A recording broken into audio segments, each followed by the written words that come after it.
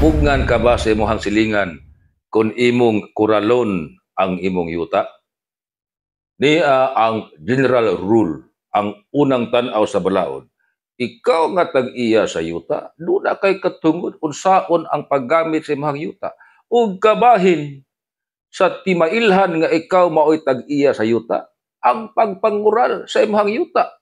Katungod kana sa balaod nga gihatag nimo, isip tag-iya.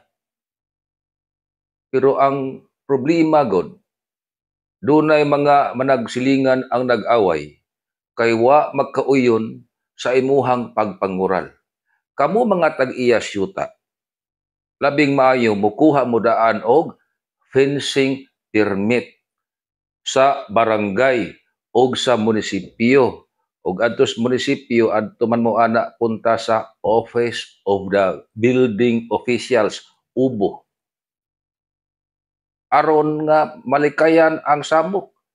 Now sa habig sa agrabyado, ayaw ninyo disuha og guba ang kural ug natuko na kay mapasakaan sa buana og kaso nga malicious mischief.